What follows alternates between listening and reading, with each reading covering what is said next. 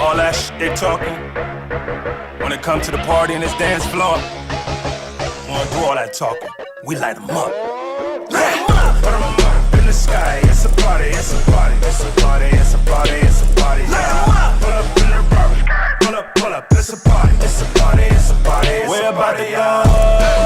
Light them up, light them up. It's a party, it's a party. Light them up. We're about to go. It's a party, it's a party, it's a party, it's a party. Step up in the club, pushing bodies like a mosh pit. Body, young and fly, and I love the stars. Throwing racks in the party, and we up the molly. Got a shotty and a supermodel with a bad body. Yeah, got $1 million. Make it drizzle a little. You make it wiggle a little. Take the pain, wanna get in the middle. Hey! Shake, move, wiggle. I'm in the club, somebody better come turn up my kill switch. Now that's how you let the beat feel big. Hey! She go sound and make when she hit the floor. Boom. I wanna take her to my room. For sure. I know you know. Every time I come in, it's jumping. Para la muñeca, por favor.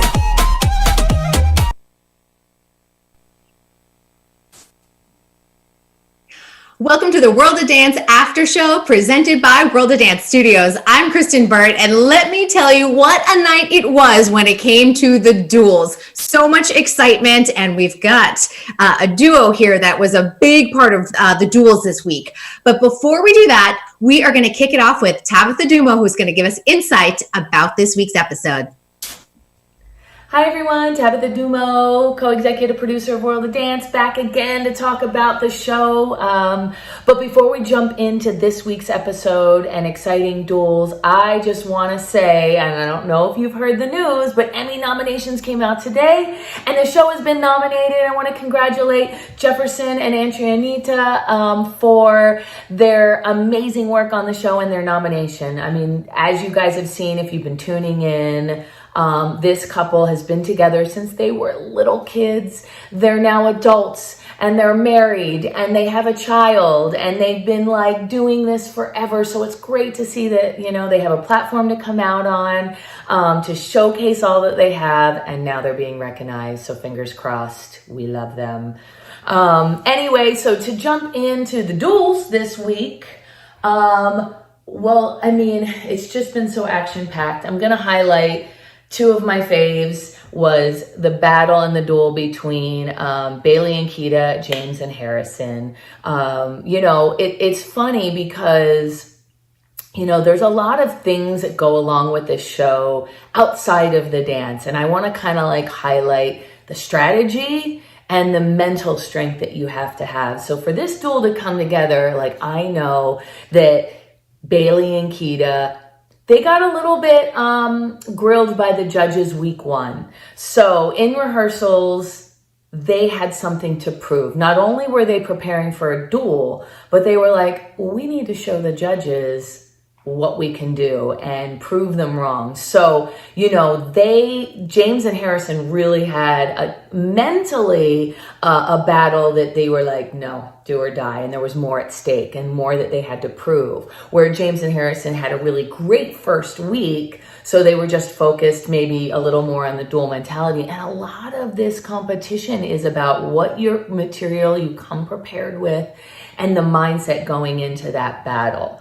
Their choreographer, Patrick, which we love, both James, Harrison, and Patrick, it was their first time on the show joining us. So they also had a lot to learn. They were like sponges. Me and my team would come in and talk them through, you know, what was going to be expected and what they had to prepare for. And in these duels, they have 2 routines. So they have 2 routines in the same amount of time to be ready for. And I think that they were really struggling between which one would take the lead, hoping that maybe we wouldn't have to do the second one. You know, the style that Patrick brings is really strength, masculinity, clean lines with technique. And these boys, they had great isolations, they had great timing, you know, to showcase the way that they sort of would interpret the music. So I think they came out of the gate strong. I think Patrick was doing his very best with these guys to push them to the very limits. Sadly, I know it didn't turn out that great for him, and I hope we come back because, you know, someone like Bailey and Kida, they had a little more experience. You know, Kida has won another dance composition show. Bailey was on World of Dance with S Rank, you know, so sometimes those things give you a little bit of an edge. But anyway, I want to hear from them, their experience, what they thought, and celebrate Patrick and all that he brought to the show this year. Thank you so much, Tabitha, for your insight. And I also want to congratulate you because you and your entire team were nominated for Outstanding Live Variety Special for J-Lo and Shakira's Super Bowl halftime show from February. So congratulations to you. We also want to send big congratulations to Jefferson and Adrianita, who are nominated for an Outstanding Choreography nomination for World of Dance for this season too. So lots of things to celebrate here at World of Dance. But let's get talking about tonight's duels. And West Coast, I am warning you if you are watching this right now, there are so many spoilers. And if you don't want to be spoiled, watch the show first and then come on back to us. East Coast, you are all set. I'd love to welcome to the show the choreographer for James and Harris, Patrick Pulkrabek. And of course, James and Harris are here too. Hello. Hi, guys. So excited to be here. We are thrilled to have you. And I have seen this episode. It is action-packed. You guys have not seen the episode yet. No. Nope. But you lived through it, so you can at least talk a little bit about this. You're the experts on this for sure. Patrick, I kind of want to go back because this is your first experience with World of Dance. What made you decide that James and Harris were the perfect people to audition for the show? Well, okay, so funny story. We tried a couple things last year. I think we had a solo, a trio, and a group that we went through. And they made it to, the trio made it pretty far, but we didn't get on the show. Okay, right, cool. And then the casting called again in July. And at first I was like, oh man, I don't know. Like, it's so much work. It's so much stress. I don't know. And my partner, we're big fans of RuPaul's Drag Race. And he says, well, you know, Alaska tried for 5 times before she got on RuPaul's Drag Race. So you should try. And I'm like, you're right. I should try. And then right away I was like, these two right away, they're so charismatic together. They move so much alike. I knew it was going to be a handful because they are dudes. They are very much dudes. But yeah, so I called both of them and I said, hey, what do you guys think? And they were both like, heck yeah. They're like, of course. Yeah. You know what I love about this? It's a male duet partner. We don't see that this often, and this is really important because I think people sometimes don't understand that men can dance together, and it works really well. And I think one of the big things, and you know, you'll hear it in the episode when you guys watch it. And Tabitha talked a lot about this. She talked about the chemistry between you two, as the friendship that is there. That is so extremely important. And Patrick, I have to imagine that came into play when it came to choreographing. Oh yeah, definitely, for sure. I know the two of them are the same person, really. Like, ultimately it comes down to it. And yeah, coming in and creating, I really think the choreography was all three of us. It was a process. It was a collaboration. I was really lucky. We danced at Allegro in Kent, Washington, and we have a couple alumni that were on season 3. Mm-hmm. Couple dancers. We have 2 dancers in Unity LA and 1 dancer that was in Radiance. So they popped in every now and again and would help us, and yeah, it was awesome. But it was really a collaboration of all of us. It was so fun. I'd love to know, what type of advice did you get from some of the season 3 competitors? Because I think it's helpful, honestly, because they'll say that's not going to work, or they may change that around. That's really important advice. Yeah, I mean, it was a lot of that, but I think what was the most beneficial was them telling us there's going to be a countdown before you dance, and at camera block you're going to do it 2 or 3 times. Like, having all that kind of insight was like, okay, like, kind of knowing. But at the same time, this season was so different that, like, it was also just kind of going at the edge of the seat the whole time. Like, whoa. You're like, this isn't supposed to happen. Wait a minute. James and Harris, question for you. Obviously, qualifiers round. They're saying the producers are there. The judges are there. Also, then you go to the duels round and you have no idea who you're being paired up against. How are you handling these challenges on the mental side? Because that's really important.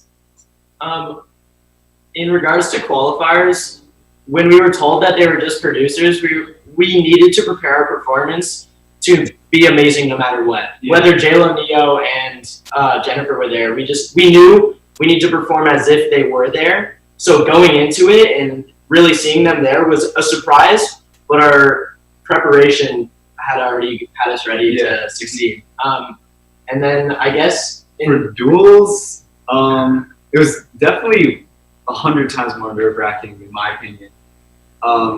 It was. They really like split us apart. Like we were in a tent like far away. Yeah. We were in a tent with Chibi Unity, and it was just us. And like we just sat there, and they were like, we had no idea what was happening. We just like sat in this tent with them, and it was hot out. It was like really hot in this tent, and we were like, oh gosh. We didn't know when they were gonna. We were just like, we're not doing yeah. Because we were with them. Did you have an idea that maybe they would put you up against Bailey and Kida, or did you think maybe one of the trios, or maybe Jake and Chow, or I mean, there's other people there? Well, I think we knew it was going to be Junior. I think we knew it was going to be Junior, but other than that, we had no idea. Oh, yeah, because Jake and Chow are an upper, right? Yeah, we had a feeling maybe Mather because we were with them a lot. Like our rehearsals were always at the same time. And like we got really close with them. Like Shannon and I, like she was amazing and kind of like took me under her wing, and the kids and them. So we're like, watch, this is gonna like, they're gonna like get us so close and then be like, and battle. And then, okay, so it turns out to be Bailey and Kida. And I think what was really interesting is that and the judges will talk about this in the episode. When you see it, they talk about the fact that Bailey and Kida have this reputation, and you guys have this chemistry, and how you both have to sort of rise up to the challenge because each of you had different items to work on from the qualifiers round. So I want to go back. What happened in between the qualifiers and the duels? What was that process like for you guys in the rehearsal room? Well, I'll never forget going to bed the night of qualifiers, so happy and just like, oh, they did so good. I'm so proud. Go to sleep and waking up just like, oh gosh. Because we had rehearsal the next day. Like the next day was our first rehearsal. So just waking up and being then like the stress is just back. But it was good. Oh, it was great. It was good. We had a lot of stuff moved around because our redemption song was originally picked for our duels. Mm-hmm. And then our duels that we used was our callback. So a lot, like we go in and Tabitha and the team were like, let's actually do your redemption for duels and your duels for redemption. And then she was like, and maybe just kind of redo the whole redemption routine. Okay. Yeah, because we had this whole concept. Like we pulled this concept and we're like, okay, we got this. So then we went to work and I think we rehearsed 6 hours a day. Like, how can we make this work? Trying to put it all together, and it was good. And then one thing that I don't know if they show in this show, but Harris got really sick right before duels. Yeah, they did not show that. 100 healthy and fine. Yeah, so we had that dilemma pop up, which was stressful. But I think we all just, let's breathe. We can only do so much. I know for me, I was just trying to be calm for them to stay calm and to at the end of the day, we were there to compete against ourselves. We weren't there to beat out anyone. We were there to dance better than they have ever danced. And that was really our goal through the whole process. Yeah, that's important. And I'm wondering how much time was there in terms of taping between the qualifiers and the duels, especially where you have to rework your redemption round dance? 4 days. Yeah. Okay. 3 days, 4 days. Yeah. So you're trying to clean another dance for the duels. I don't know if people realize that's a lot to do. And then you've got to clean the redemption round once you have that under your belt. And they had to do school. Yeah. Oh, that's right, because you're in the junior division. Yes. Yeah. It was a lot, but It was amazing. it was amazing. I think the whole experience for us was amazing, and I think just everyone there, like it was really easy to forget we were competing. Oh my gosh. Yes. Because everyone there loved dance and like praised dance, and like we all got along so well, and we all just like hung out, and like nobody knew what was going on together, so we were all like, what's happening, who are we doing? Like we were all kind of in the same boat, so like there was never once where I felt like it was like a cutthroat, like this is it. Like I mean, moments before we went on for sure was like that, this is it, but like all of the behind the scenes stuff and like everything else felt very positive, and Team Nappy Tabs was phenomenal to work with, and it was a phenomenal experience for sure. What did you learn from Team Nappy Tabs? Because they are there to assist making your dance piece look as best as possible, especially for camera. Because yes, you have an audience, but you also want to make sure that the camera's catching those spectacular moments. Right. The first week was a little bit, I feel, easier because we didn't really change a whole lot in our qualifiers routine. But interesting fact, like I like to say, if you look at our qualifiers routine, what's on TV to like when we first choreographed it, it's a totally different dance, like completely night and day. And then they were very helpful when we got to like the making the decisions. And I agree with them. I think that the dance that we did for Duels was stronger. So I was like, okay, we're into that. Like, and then even the changing stuff, like they'd come in and be like, this part looks great, this part looks great, tweak this part's not working very well. One thing that was a little bit stressful too is we set all of our pieces up to face our Duels on stage right. And this was like 2 days before. They were like, and they're on the left. It's left, yeah. So we're like, okay, but like we got this. Yeah. Like, and they were helpful with us, just kind of making those changes and making it able to read and oh no, you don't need that. Oh, what if you added this here? How did you guys feel, James and Harris, in terms of going second? I talked about this last week because we had Savannah Menzel on, and she had 305, and then she had to go after them, and she felt like it was a better position for her to be in because it fired her up. Are you guys similar in your approach of going second, or do you want to just get it over with? We went first. Yeah. You went first? Well, I'll tell you tonight, you went second. Oh, wow. Should we not say that? No, that's okay. It happens all the time in TV editing. So we'll talk about going first because we see you going second, which is really interesting.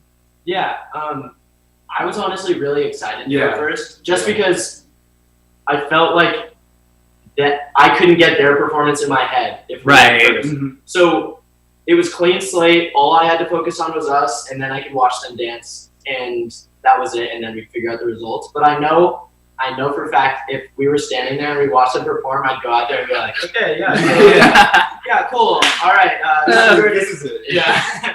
So I'm actually really happy with going first.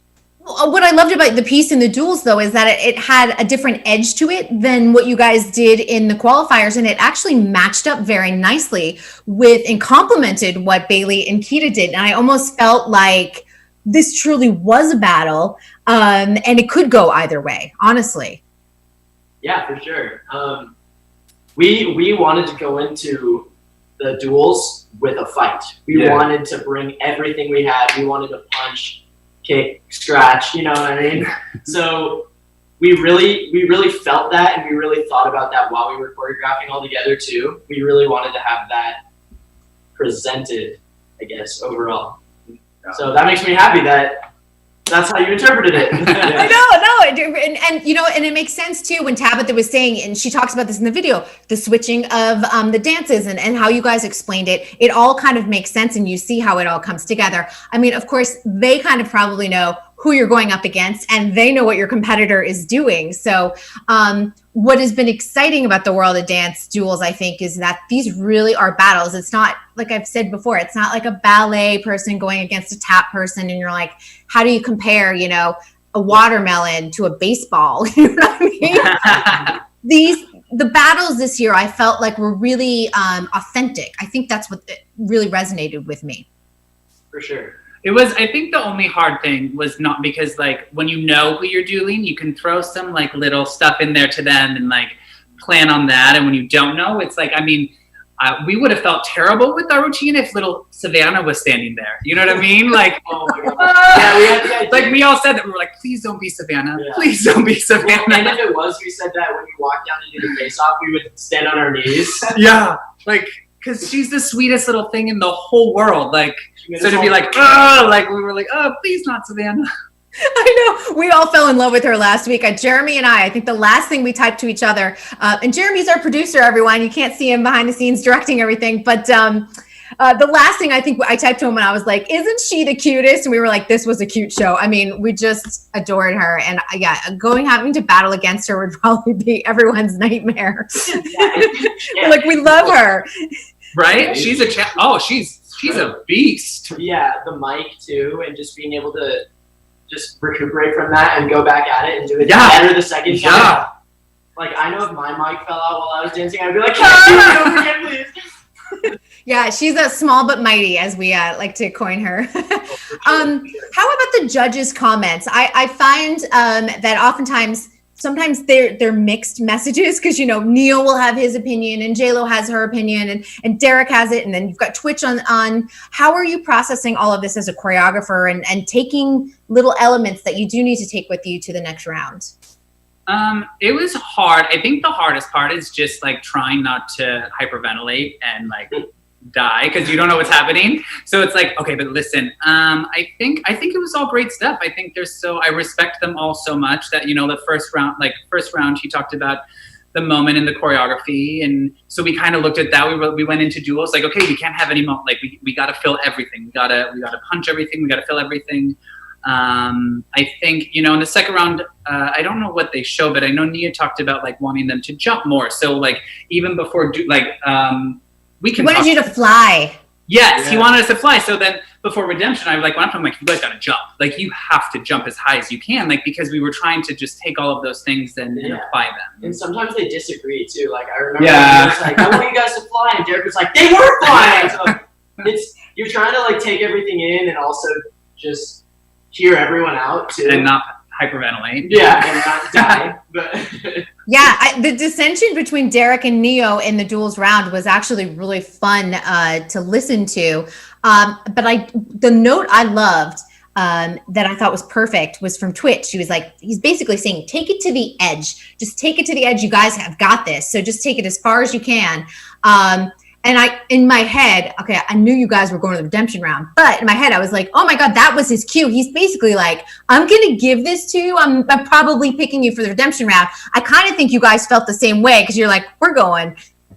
Oh, we got this. I mean, we had hope. Like, I mean, I can't say we knew, but like we were praying for it. Yeah, there was definitely a moment in my head where I was like, oh wait, we have a really good shot at making it, but I still don't want to get my hopes up at all. So we were prepared for everything, and I think that's honestly, that was like the biggest vibe of the entire week, and just filming in general. We were like, we need to be prepared for everything. So anything. So always training for the worst case scenarios and best case scenarios, and just having everything set up so that we have a clear path of what we need to do when we get there, for sure. How long were you backstage before Twitch came back to say redemption round? Because I know we had Styles and Emma here, and they had about 5 minutes to turn around and go back out. Yeah, it was fast. Well, so like after our duels, we had a minute. Like, I think there was 2 more after us. 2 more duels after us.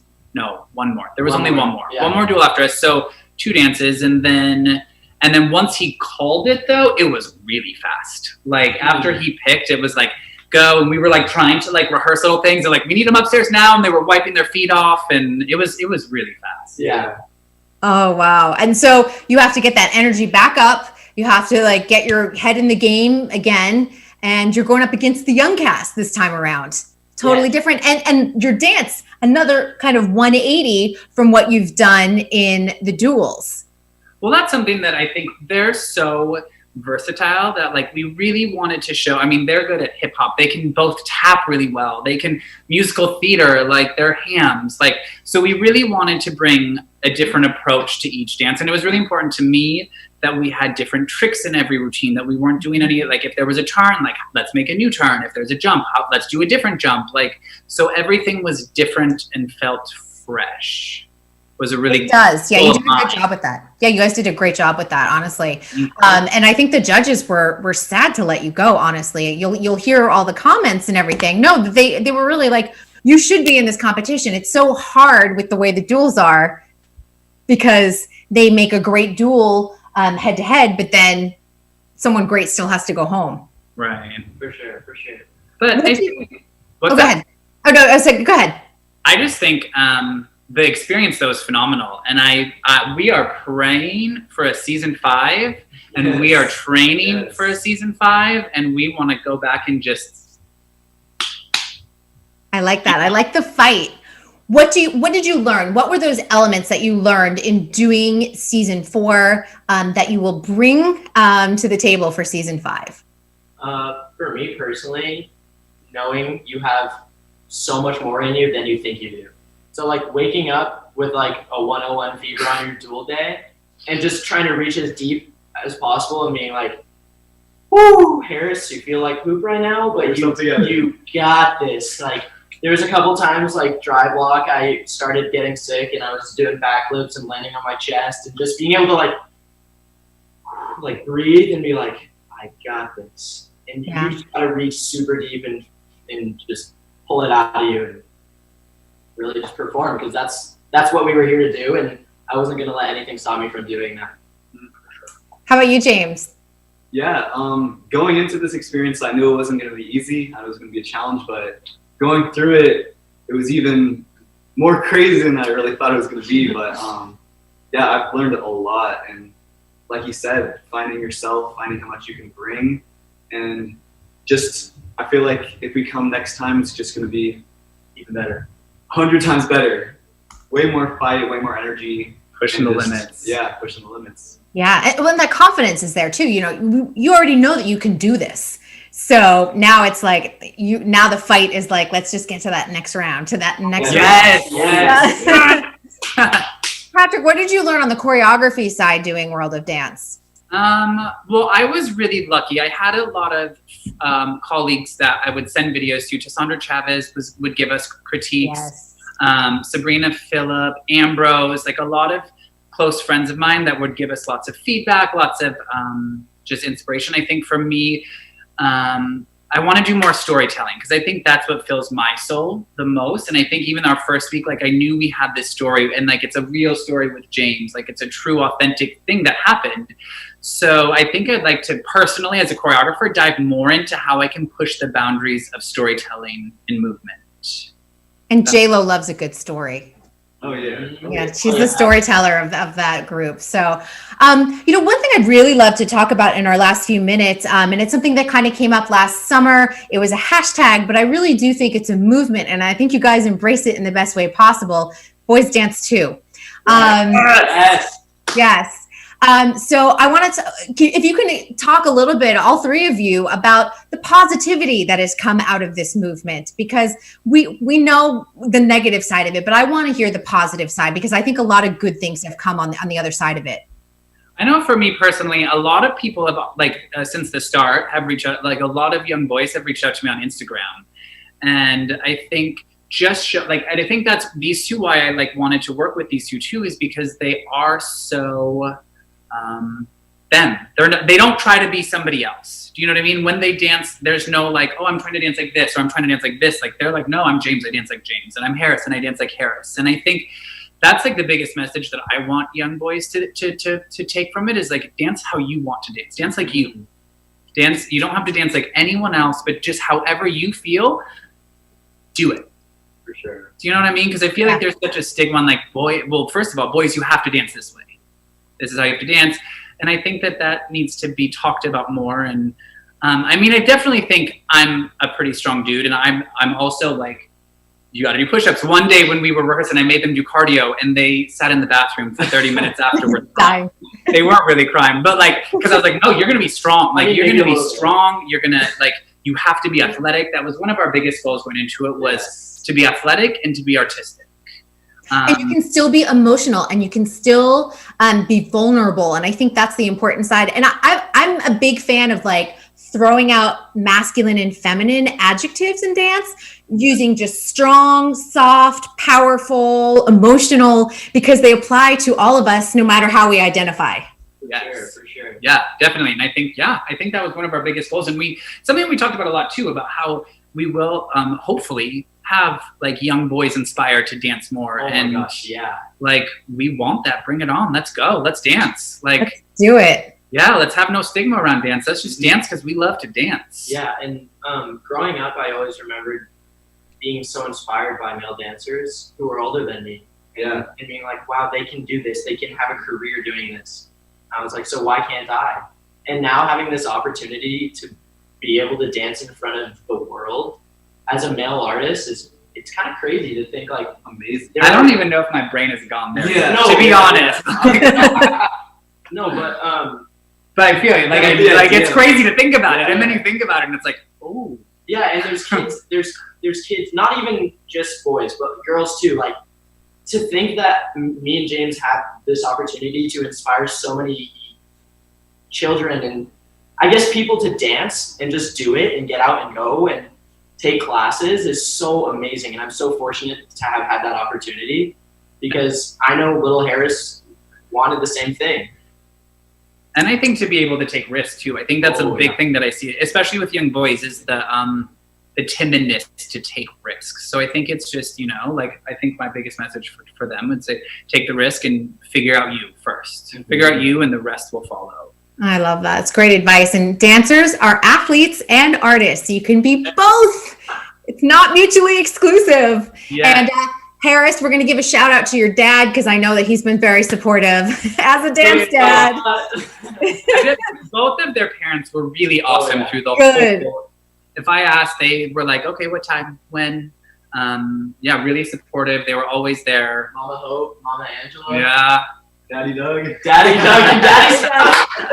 So good. I mean, honestly, having that support behind the scenes makes a huge impact too. So I just want to say congratulations on a great run. It was so much fun to watch. I mean, and I told you before the show started, I was so nervous, even though I knew the outcome, because you feel the stakes, you know that this is a big deal. And I love feeling that energy, even if I already knew what happened. Sure, yeah. Well, it's exciting. Thank you so much. I know personally, I'm a huge fan of yours. I've watched probably every interview you've ever done. And even this one, I was like, wait, am I? We're all here together. So thank you for all you do for the dance community, though. It's really phenomenal and it makes an impact. So thank you.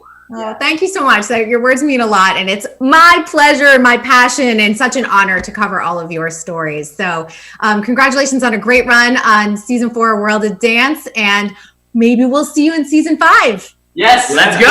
Let's go. All right, you guys. Eyes on you. All right. We're ready. Many thanks to Patrick, James, and Harris for joining us this week. We're going to be back next week talking all about the semifinals here on the After Show of the Dance. Yay!